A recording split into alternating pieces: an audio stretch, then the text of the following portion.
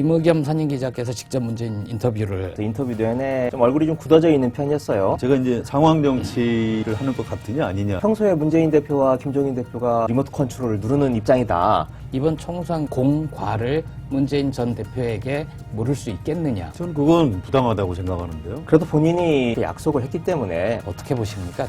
김종인 리더십.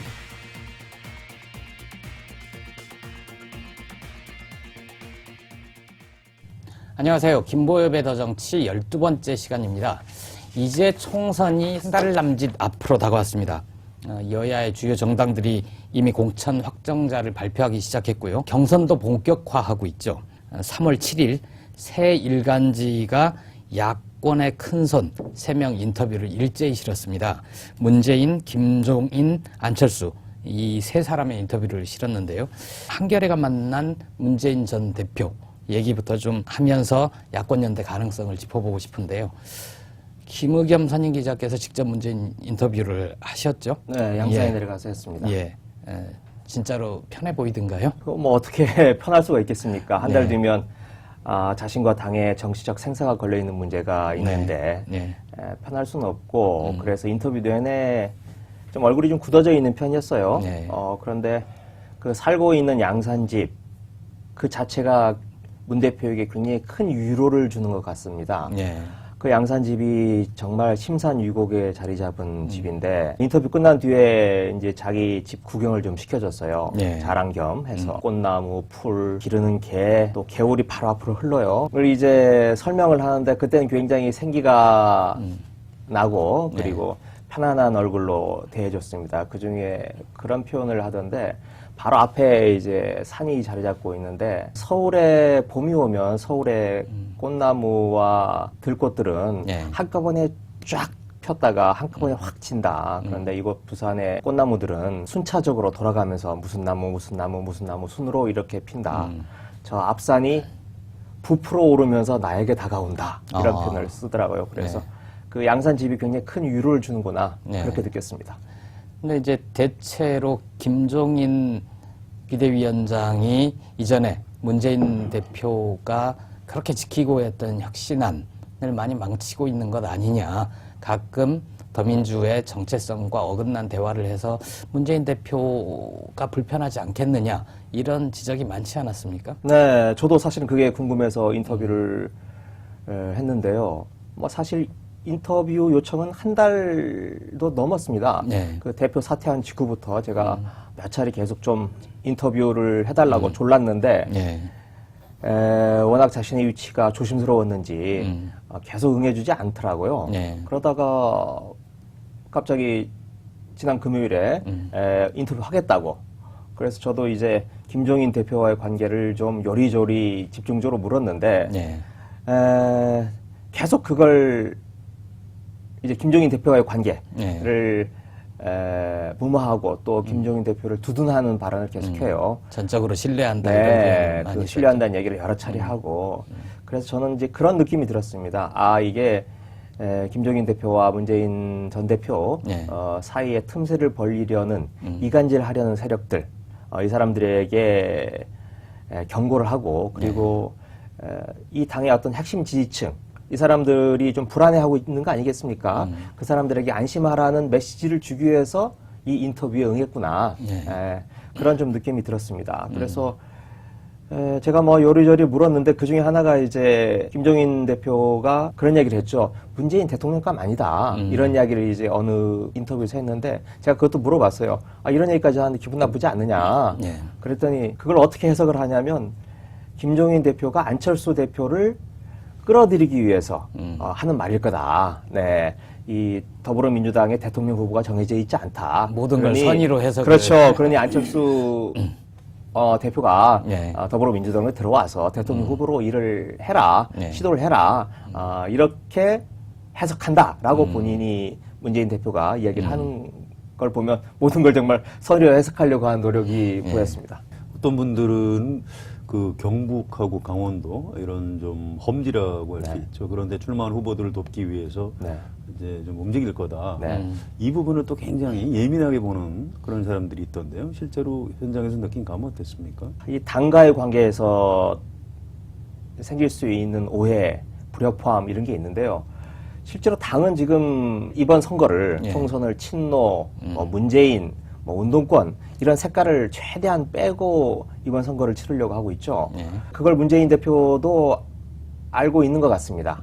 그래서 되도록이면 당의 어떤 공식적인 흐름, 공식적인 선거 운동과는 별도로 개별적으로 좀 조용히 움직이겠다 이런 생각을 가지고 있고 그래서 기사에서는 자유롭게 움직이겠다. 네, 뭐 내 마음대로 하겠다 이런 예, 표현을 내 마음대로 썼는데 하겠다. 경북, 강원 이런 데가 거의 말하자면 당선 가능성이 없는 곳이죠. 예. 그런데 그런 곳을 요란하게 가겠다는 게 아니고 언론에도 알리지 않고 그냥 조용히 가서 그냥 후보 격려하는 수준 정도로 그렇게 다녀오겠다. 조용히의 네. 방점이 있는 거지 내가 곧 움직이기 시작하겠다 이건 뭐 별로 중요한 게 아니라는 그런 의미시네요. 네, 그런 이런- 뜻이죠. 네, 네. 알겠습니다. 근데 보면은 문재인 전 대표가 최근에 여론조사 리얼미터인가요?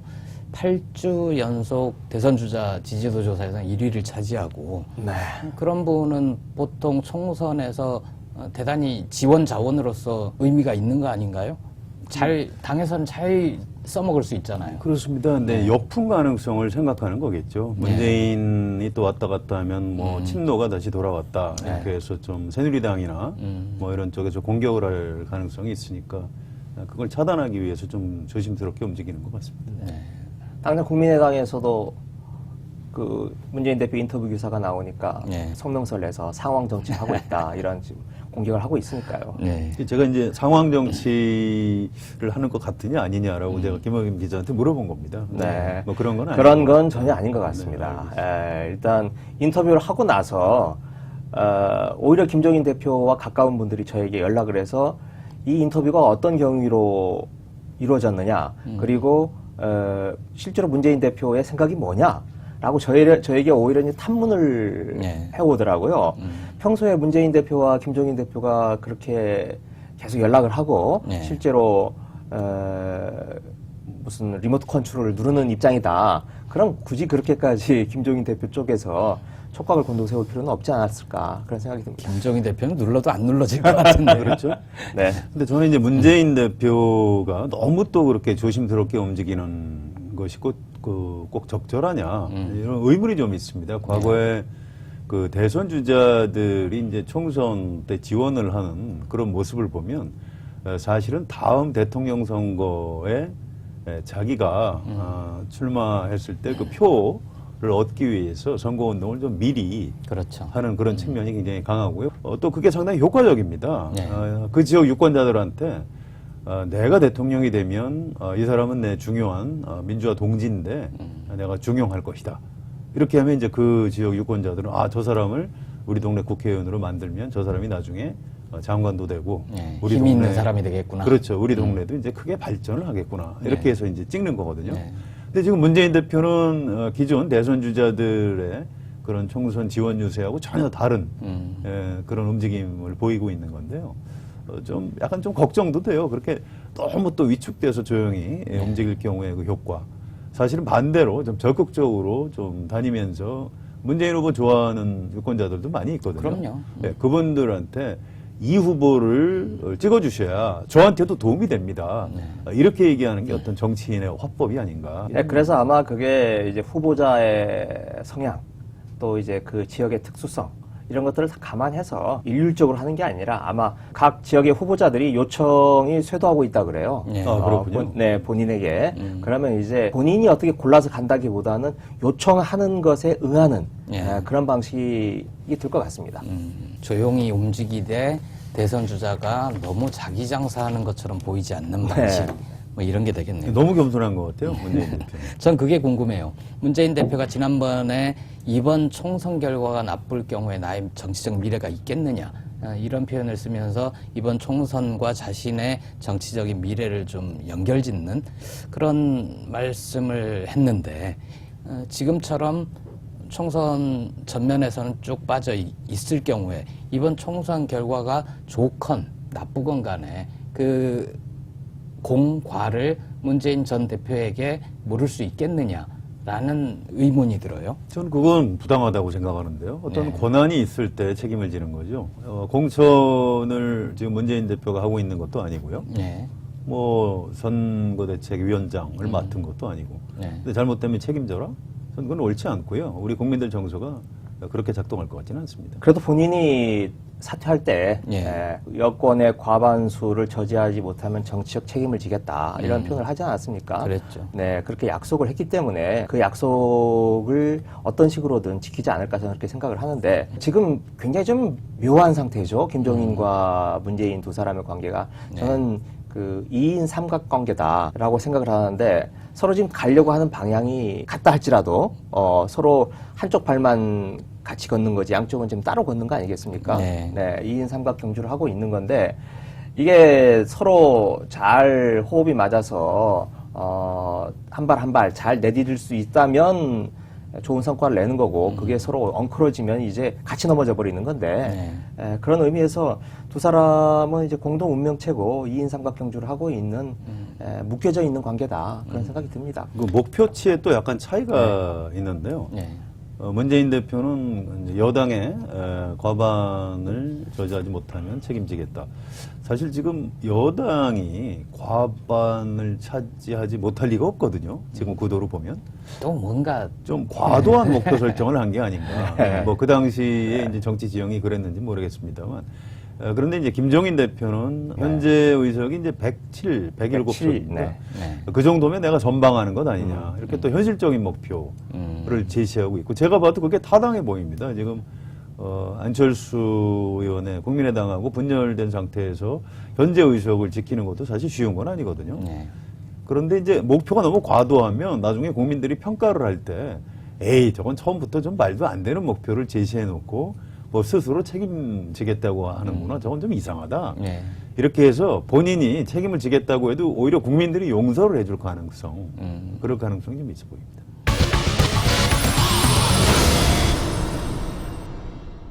김종인 대표가 현재 가장 큰 화제 인물을 아닌가 싶어요.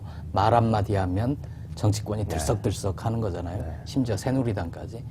김종인 리더십이 화제가 되고 있는데 김종인 대표를 예전에 2002년 월드컵 당시에 히딩크에 비유하는 얘기를 들었어요. 어떻게 보십니까? 김종인 리더십. 글쎄 뭐 일리가 있죠. 무협지 비교하면 이제 강호에서 처음부터 무협지 얘기 계속 하세요. 보지 못하던 이상한 초식을 권법을 들고 나와서 지금 선보이고 있고 기존 강호의 강자들이 좀 당황하고 있죠. 아니 저게 뭐 무슨 권법이지 하고. 말씀하는 거 보면 심각하게 얘기하지도 않아요. 그냥 툭툭 던지죠. 네. 그리고 아까 히딩크를 말씀하시니까 네. 정말 비슷한 점이 많이 있는 것 같아요. 히딩크가 말도 안 통하는 다른 나라에서 온 분인데 김종인은 이쪽 동네가 아니라 보수 동네에서 주로 그랬죠. 놀던 분이 넘어왔다는 점. 그리고 히딩크가 와서 기존의 한국 축구계의 고질적인 인맥, 항맥 이런 걸 탈피했던 거 아닙니까? 네. 그러면 또 김종인도 이른바 개파로부터 자유로운 네. 그래서 이 눈치 저 눈치 보지 않는 그런 자유로움이 있는 거고요. 그리고 이제 시한적으로도 그때 히딩크가 왔을 때 아마 한 1년 정도 남았었던 걸로 저는 기억이 되는데 그러니까 히딩크 외에는 다른 대안이 없었던 그런 상황인데 김종인 대표도 말하자면 지금 한두 달밖에 남지 않은 이런 구원투수의 성격이 있는 것 같습니다. 그런 공통점이 있는 반면에 또 차이점도 있는 것 같아요. 첫 번째는 히딩크는 그런 고질적인 항맥, 인맥에서 벗어나서 새로운 인물을 만들었죠. 박지성이라든지 전혀 그동안 한국 축구계에서 잘 보지 못하던 선수를 발굴해서 키운 육성한 그런 측면이 있지만 김종인 표 인물은 아직까지는 잘 뚜렷하지 않은 것 같아요. 김현종 씨가 이제 들어왔지만 그렇게 파괴력 있는 분 같지는 않고 이제 히딩크는 거의 아버지로 불렸잖아요. 그랬죠. 네, 그만큼 이 선수와 감독 간의 이 정서적인 혼연일체가 이루어졌는데 김종인 위원장 대표는 그 정도까지 지금 당과 혼연일체가 돼 있는가라고 하는 의문점이 좀 있고 오히려 당이 지금 시끌벅적 네. 할 상황에도 그렇죠. 저 양반 가버리면 어쩌나 하고 입 닫고 그 점이 네. 차이가 또 있는 것 같고 그런데 제일 큰 건 히딩크 감독은 계약 기간이 있었죠. 그래서 계약이 만료되면 그걸로 끝나는 그런데 과연 김종인 대표는 이 계약이 뭐 문서로 사인되어 있는 것도 아니고 네. 예, 총선 이후에도 과연 김종인 대표의 행보가 어디까지 이어질지 그런 차이점이 좀 있는 것 같습니다.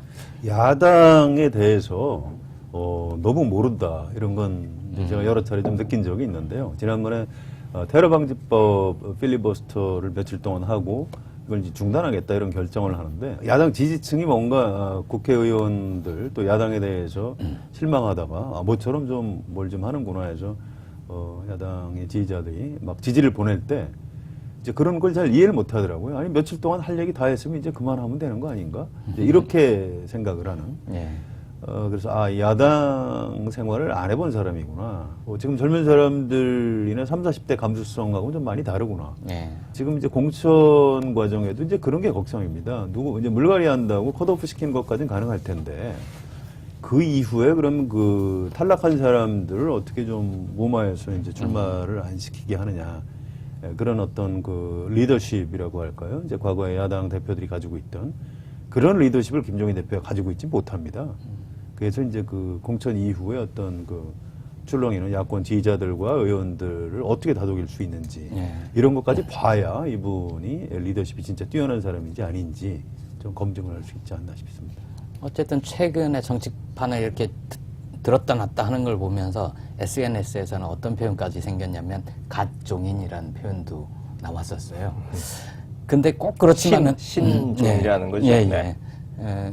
근데 저는 기억에 나는 게 2004년인가요? 새천년 민주당에 처음 영입돼 왔잖아요. 네. 그래가지고 그때도 아마 상당히 주요한 위치에서 총선 우리 민주당이 이긴다 뭐 이런 비례 2번이었죠. 예. 그래서 백석 뭐 이런 얘기를 했었는데 굉장히 쪼그라들었어요. 네. 틀린 점이 많이 있습니다. 과거에 이제 제 기억에는 그 이재호 의원하고 장상 후보하고 그때 그 재보궐선거를 치른 적이 있는데 이명박 정부 시절이죠. 은평이었죠? 그렇습니다. 네. 그때 이제 그 문국현 의원이 당선됐다가 배지가 떨어지고 재보궐선거를 했는데 그때 이제 이명박 정부에 대한 그 거부감이 심하기 때문에 이재호가 지고 장상이 이길 것이다. 이렇게 전망을 하시더라고요. 근데 그 전망이 막 개표를 하고 있는데 이제 그런 전망. 아, 개표 중에 그런 전망을. 예, 그렇습니다. 그런데 이제 개표를 해보니까 이제 이재호 의원이 이겼어요. 그래서 이분이 이제 이른바 wishful thinking이라고 그러죠. 희망 섞인 관측도 하는 분이구나. 이제 제가 그런 경험을 한 적도 있습니다. 김종인 대표가 필리버스터를 중단을 하고 그 이후에 바로 야권 통합 제안을 던졌단 말이에요. 그때만 해도 이게 국면 전환용 카드 아니냐. 이 정도로 해석하는 사람들이 있었는데 실제로 그때부터 지금 쭉 출렁거리고 있어요. 일단 국면 전환용은 아니고요. 네. 이번 머릿속에는 필리버스터가 그렇게 엄청나게 들어있지 않았었습니다. 그냥 할 얘기 다 했으면 이제 그만해야 되는 거 아니야? 이제 이런 정도였기 때문에 그걸 국면을 바꾸려고 생각은 안 했던 것은 확실하고요. 또 한 가지 분명한 것은 안철수 의원이 이 통합에 응할 거라고 생각하지는 않았던 것 같습니다. 처음부터 이 복당을 허용하겠다. 안철수 신당에서 다시 우리 당으로 돌아오면 복당을 허용하겠다. 이런 메시지를 내려고 검토를 했었어요. 그런데 그렇게 하면 상대 당에 대한 예의가 아니다라고 이제 주변에 만류가 좀 있고 해서 그럼 통합을 제의하는 쪽으로 약간 수정을 했던 그런 그 스토리가 좀 있습니다. 그러니까 그래서 통합이란 보통 생각을 하면 그럼 당대당 통합인가 이런 생각을 할 텐데 그렇죠. 그런 건 아니었던 그런 거예요. 건 아니었던 거예요. 처음부터 좀 무너뜨리고 제압하려는 의도가 있었던 건 맞는 것 같습니다. 이 통합 제안하는 과정도 보면 이 정교한 프로그램이 있거나 이런 것 같지는 않았습니다. 그리고 본인이 주도적으로 했다라기보다는 그 중간에 있는 메신저가 좀 더 적극적이고 주도적으로 움직였던 게 아닌가 싶은데 중간에 있는 메신저라고 하면 국민의당과 더민주 사이에 있는 어떤 그렇죠. 중간에 지금 메신저가 뭐 있었어요. 대부분 다 알려져 있긴 하지만 알려져 있으면 얘기하세요. 최재천 의원이 굉장히 중심적인 역할을 한 것 같습니다. 네. 복귀를 해보면 김종인 대표는 국민의당에 대해서 굉장히 저평가를 하고 있었다 그래요. 그래서 그냥 주변에서 통합 연대 문제를 어떤 식으로든지 풀어야 되지 않느냐라고 건의를 하면 그냥 놔둬도 저 찌그러드는 당이다. 그러니 자꾸 건드리지 말아라. 이런 식으로 아예 말하자면 실무진에서 건의를 해도 잘 받아들이지 않았다는 거예요. 그런데 오히려 최혜천 의원이 중심이 돼서 뭔가 이제 제안을 하니까 그러니까 이제 거기에 대해서 응하는 방식이 아니었나 저는 네. 그런 생각이 들고 그렇기 때문에 김종인 대표가 안철수 의원에 대해서 거의 뭐 안철수 빼고 들어와라 이런 식의 이 좀 험한 말을 했던 거 아닙니까? 그건 정교한 프로그램이 있으면 그런 식으로 말을 하지 않겠죠.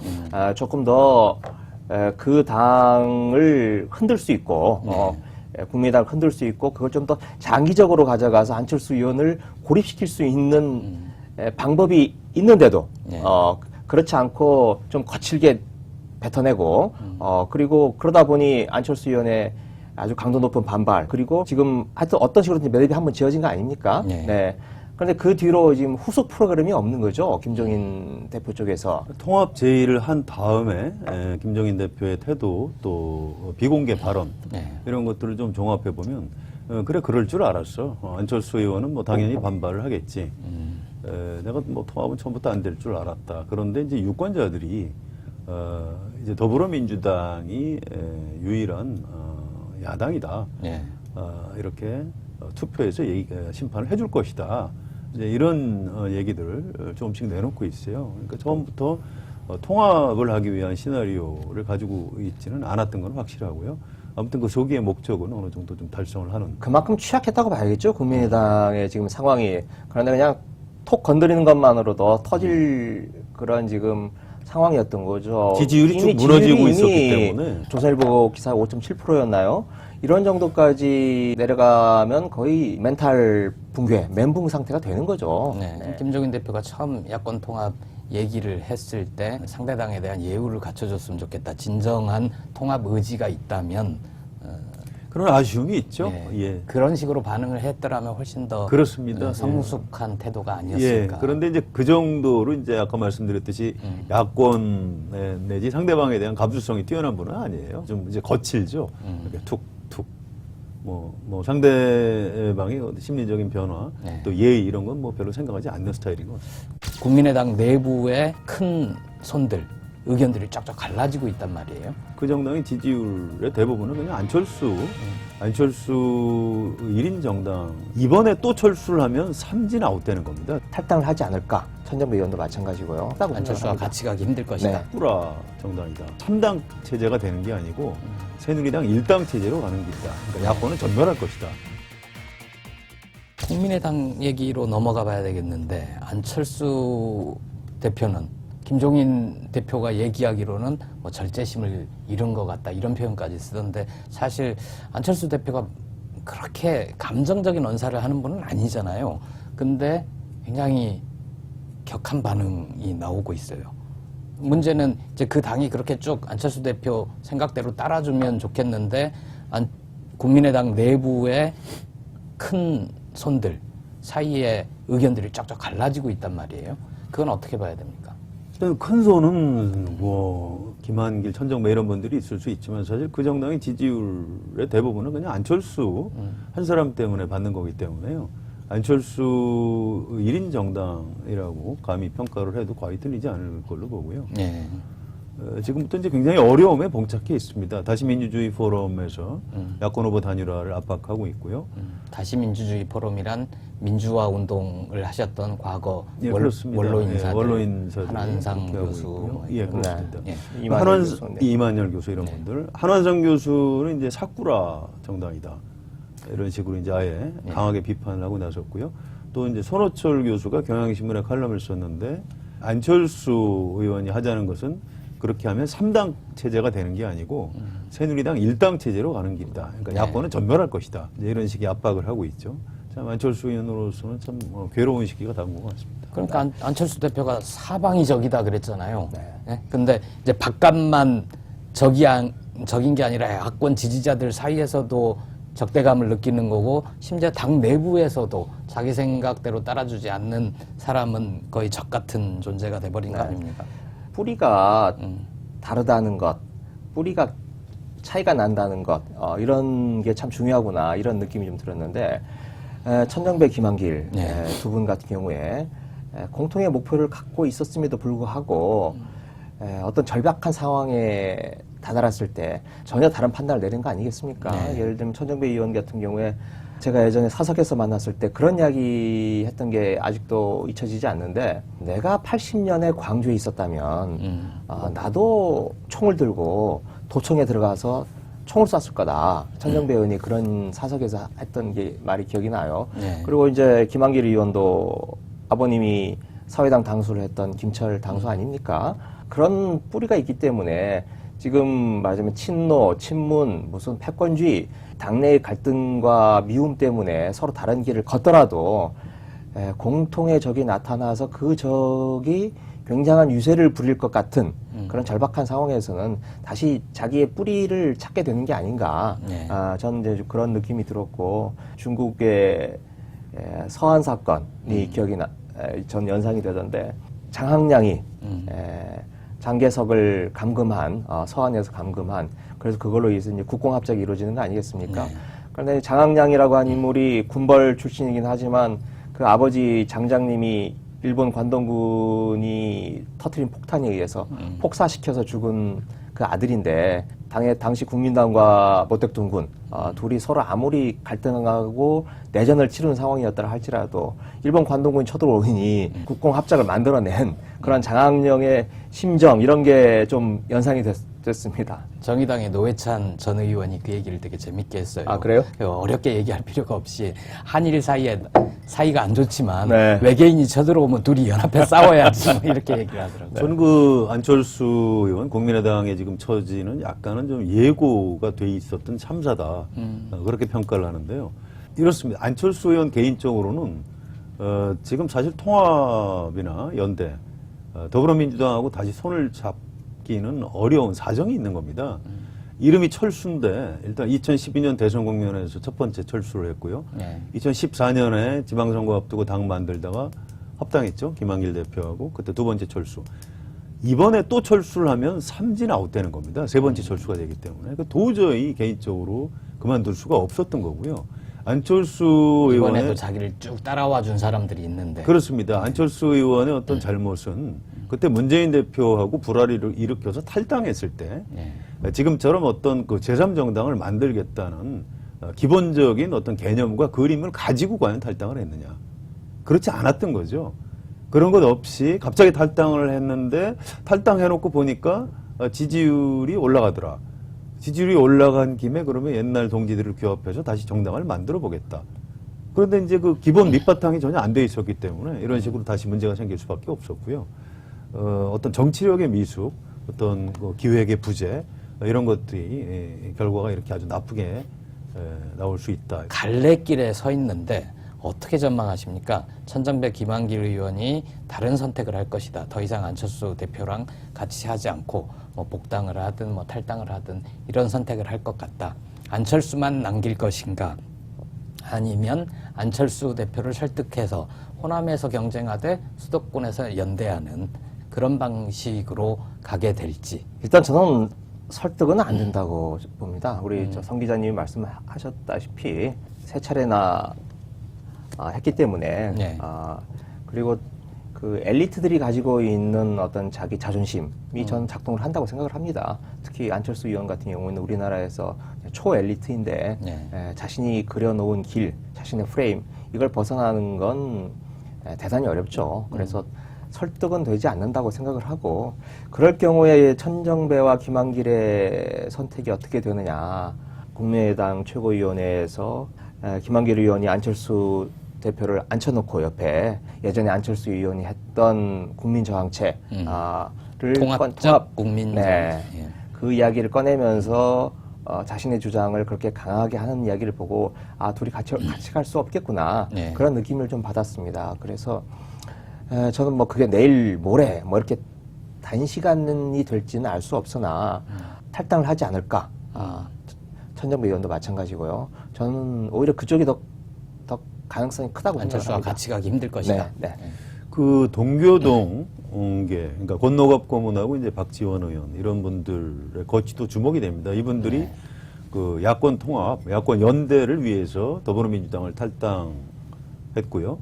또 야권 통합과 연대를 위해서 국민의당으로 일단 들어갔는데 최근에 안철수 대표가 통합 연대 다 안 하겠다 이렇게 하니까 그렇다면 통합과 연대에 반대하는 세력으로 같이 그냥 매도가 돼버리는. 그냥 있을 수는 없는 것 아니냐. 이렇게 이제 동교동계 내부에서 대책회의를 한 장면이 좀 포착된 게 있습니다. 그렇습니다. 그렇습니다. 그래서 이분들이 안철수 대표가 이제 끝까지 통합연대를 거부할 경우에 이분들도 그 당에서 다시 나올 가능성도 있는 거죠. 사실은 저는 김한길 의원이나 천정배 의원도 왜 지금 거기 가 있는지 좀 이해가 안 되는 측면이 많이 있습니다. 그분들이 또 역시 이제 야권의 통합과 연대를 얘기하고 있는데 왜 꼭 거기 가서 그 얘기를 해야 되는지.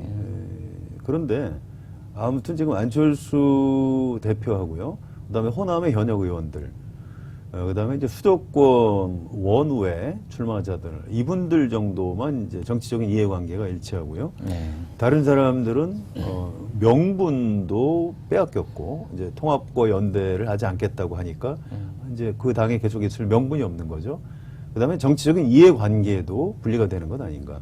우리가 정치 집단이나 정치인들을 분석할 때 그분들의 이제 그 명분을 들어줘야 되지만 그 배경에 깔려 있는 이해관계를 좀 차분하게 살펴야 되는데 지금부터는 천정배, 김한길, 권노갑, 박지원 이런 분들의 정치적인 이해관계도 안철수 대표와 지금 국민의당 핵심부하고는 좀 상당히 틈이 좀 벌어지고 있는 이런 상황이 아닌가 싶습니다.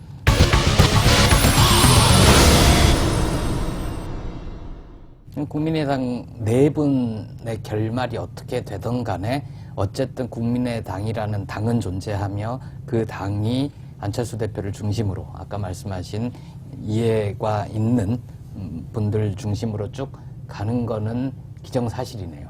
그렇습니다. 네. 예. 그게 뭐 바뀔 일은 없다고 봐야 되겠죠. 그렇게 될 경우에 4.13 총선에서 새누리당, 더민주, 국민의당 이렇게 의미 있는 유의미한 3당 경쟁 구도가 될 것인가 아니면 야권의 지지자들이 어느 쪽으로 갈래를 타줄 것인가 이게 궁금해요. 일단 호남 민심이 어떻게 형성될지 봐야 되겠는데요. 이번에 호남에서 안철수 대표를 중심으로 한 국민의당이 어느 정도 의석을 절반이라도 차지할 수 있다면 호남에 28개죠. 절반이면 14개 정도가 되니까요. 지금 비례까지 하면은 비례가 6석 정도 된다고 치면 잘하면 교섭단체를 만들 수도 있는 겁니다. 그래서 호남에서 이제 버텨주면 안철수 대표의 국민의당은 교섭단체까지 만들 수 있을진 모르겠으나 그 덕분에 수도권하고 중부권에서 야권이 대참패하는 그런 현상이 나타날 가능성이 높다고 봅니다. 이 방송에 나와서 한 2차례 정도 골든크로스를 한번 말씀을 드렸습니다. 그래서 골든크로스가 이루어지면 전혀 다른 이제 상황이 벌어진다. 이런 말씀을 좀 드렸었고, 저는 지금 그런 골든크로스가 이루어지고 있는 지금 한 가운데 있다. 그래서 이미 지나간 거 아닌가요? 아직 호남은 그렇게까지 눈에 확 들어오도록까지는 아닌 것 같습니다. 호남에서는 아직도 국민의당이 강하다고 하더라고요. 근데 체감되는 것과 실제 여론조사 나온 거하고는 조금 차이가 있는 것 같아요. 체감은 아직도 국민당이 좀 센데 현재 나오는 여론조사 뭐 갤럽이나 이런 걸 보면 이미 뒤집어지고 졌죠. 비등하거나 뒤집히거나. 뒤집어졌죠. 그런 현상이 좀 더 가속화가 될 거라고 생각을 합니다. 그런데 그렇다고 해서 호남이 어떻게 달라진다. 그건 별 의미가 없는 거고 결국은 수도권의 야권 지지층이 어떠한 판단을 내릴 건가 하는 건데 지난 19대 총선 때 5% 이내의 격차로 승부가 갈린 곳이 전국적으로 24곳인가 그렇죠. 그런데 대부분 뭐 수도권인 걸로 알고 있는데 그런 5% 이내의 격차가 과연 만들어질 수 있느냐. 국민의당 지지율이 호남은 별도로 하더라도 5% 이하가 되면 과연 유의미한 3자 구도가 되는 건가. 저는 이제 아니라고 보고요. 저는 거꾸로 또 일종의 매기 효과도 나올 수 있는 거 아닌가. 원래 안철수 의원이 매기 효과라는 말이 있었어요. 전혀 다른 매기가 와서 기존에 침체되어 있고 타성에 젖어 있는 야권 지도자들에게 매기 효과를 불러일으켜서 좀 더 생기 있고 발랄한 그런 야권의 문화를 만들어 달라라는 주문을 이제 안철수 의원에게 하곤 했는데 오히려 말하자면 5% 이하의 만일 그런 지지를 갖는 국민의당이 있다면 아주 긍정적으로 해석을 한다면 야권에 네. 야권 지지층에게 일정한 경각심을 불러일으켜서 그런 야권 지지층이 더욱더 투표장으로 나오게 하는 그런 의미에서 매기 효과를 또 불러일으킬 수 있는 건 아닌가. 네. 물론 제가 말씀드린 건 대단히 긍정적이고 낙관적인 측면만 보고 있습니다만은 너무 비관적으로만 볼 필요도 또 없는 거 아닌가 그런 생각이 좀 듭니다. 근데 균형을 잡기 위해서 뭐 양면을 좀 다 봐야 되니까 네. 의석수를 그 새누리당 입장에서 이제 제가 최근에 정리를 해본 적이 있는데요. 일단 영남 의석이 이제 65석 정도 되죠. 네. 그다음에 이제 강원도 8, 이 정도 다 차지하고요. 충청권을 현재 한 3분의 2 정도 가지고 있으니까요. 지금 자민련 등 충청 지역 세력도 없죠. 그 세력까지 다 여당에 있으니까요. 충청을 3분의 2 정도 가져간다고 치고, 그다음에 이제 비례대표 의석, 지금 득표율, 정당 지지율에 따라서 이제 하고 이렇게 하니까 계산이 이렇게 나옵니다. 수도권이 122석으로 전체 지역구의 절반 가까이 되는데요. 여기서 새누리당이 3분의 1만 차지해도 155석 정도가 나오더라고요. 워낙 영남에 이제 의석 차이가 많이 나니까. 그 다음에 혹시 수도권을 야당하고 반반씩 가져간다 하면 새누리당 의석수가 170 몇 석으로 나오고요. 국회 선진화법을 무력화시킬 수 예, 있는 180석에 근접하는. 그렇습니다. 근접하는 거고요. 수도권에서 여당이 3분의 2 정도를 가져간다 그러면 200석에 육박하는 숫자가 생각보다 쉽게 단독으로 나옵니다. 개헌안을 통과시킬 수 있는. 그렇습니다. 이건 뭐 이제 그 산수죠. 뭐 복잡한 수학도 아니고요. 그래서 물론 이제 우리 김혜겸 기자 설명하신 대로 이제 이런 그 어떤 그 절박감이 야권 성향 지지자들을 이제 투표장으로 불러낼 수도 있는데요. 아무튼 그 수도권에서 여당이 3분의 1만 차지해도 과반 의석을 가뿐히 넘는다. 이건 뭐 좀 그 차가운 현실인 거는 사실인 것 같습니다. 마무리하기 전에 한 가지씩만 더 질문을 드리면 이 두 가지 테러방지법 필리버스터 그리고 야권 통합 말고 앞으로 약 한 달 남짓한 기간 동안 또 이렇게 출렁일 만한 변수들, 사안들이 있을까요? 예, 일단 박근혜 대통령 변수가 있을 것 같고요. 네. 이제 한때 별명이 선거의 여왕이었죠. 최근에 잘 안 보이는데 뭐 그냥 이 상태로 총선을 맞을 것 같지는 않습니다. 그래서 이제 박근혜 대통령이 이 선거를 어떻게 치르느냐 이제 이 부분이 있고요. 그다음에 여당에서 공천 파동이 있을 가능성이 점점 높아가고 있습니다. 네. 결국 유승민 의원을 비롯해서 대구에 이른바 비박 의원들을 공천해서 배제할 경우에 대구 경북에서 뭔가 여당 내부에 이제 혼란이 벌어지고 그게 수도권까지도 북상할 가능성. 두 가지가 아니고 사실상 뭐 하나의 변수일 예. 수도 있겠네요. 하여튼 야권보다는 여권에서 뭔가 변수가 생길 가능성이 있다 이렇게 봅니다. 저는 이제 여권의 변수가 별로 크지 않다 하는 쪽에 좀 무게가 있는데 그렇게 판단하는 근거는 얼마 전에 김무성 대표가 정두원 의원에게 이른바 비박 의원 40여 명 학살설을 이야기를 했다가 굉장히 수모를 당하지 않았습니까? 네. 공개 사과하고 김무성 대표가 극단적으로 말하면 거짓말을 한 거잖아요. 거짓말 없는 말을 만들어내서 한 이야기고 그 이야기를 공개적으로 인정을 하고 사과를 한 거기 때문에 인격적으로 굉장히 큰 문제가 되는 거죠. 그런데도 친박 의원들이 그 정도로 하고 덮고 또 넘어가자 라고 하지 않습니까? 저는 그걸 보면서 여당 참 무섭다. 만일 야당의 어느 대표가 저런 일이 있었으면 저는 그만둬야 되지 않았을까 싶은데 그만큼 여당의 어떤 복원력이랄까 위기 관리 능력 이런 것들이 대단하다라고 한 점에 있어서 그 새누리 공천 파동이 야권이 기대하는 만큼 그렇게 크지는 않을 거라는 생각이 들고 오히려 정권 교체를 희망하는 국민들이 지금 반을 훨씬 넘어서고 있지 않습니까? 그런데 지금 굉장히 오랜 기간 동안 야권이 분열돼 있고 그리고 야권이 제대로 자기 모습을 보여주지 못하면서 그걸 제대로 담아내지 못하고 있었죠. 그런데 어떻게 보면 이번에 뭔가 될 것 같다라고 한 희망을 보여주고 있다는 점, 그게 어떻게 보면 그동안 우리가 보지 못했던 어떤 새로운 변수라면 변수가 아닐까. 네. 한 달 정도가 남았기 때문에요. 우리나라 시계는 이제 뭐 유럽의 안정된 국가에 비해서 한 10배 빨리 간다, 뭐 그런 비유가 있듯이 한 뭐 1년 남았다고 생각하시면 될 것 같고요. 그 사이에 뭐 우린 또 북한 변수가 그러니까요. 돌발할 가능성이 있고요. 어제부터 한미 그렇습니다. 군사훈련 최대 규모로 그 시작을 부분도 했잖아요. 이제 예측이 안 되죠. 그다음에 이제 경제도 지금 최근에 급속히 나빠지고 있는데 저게 어떤 식으로 불거질지 잘 알 수가 없는데 즉 그런 돌발 변수가 한 두세 차례는 더 우리한테 물결처럼 다가올 가능성이 있는 것 같습니다. 나올 때마다 저희가 하나씩 또 더 짚어보죠. 김보엽의 더 정치 야권 통합 문제를 짚어본 이번 시간은 여기까지입니다. 고맙습니다.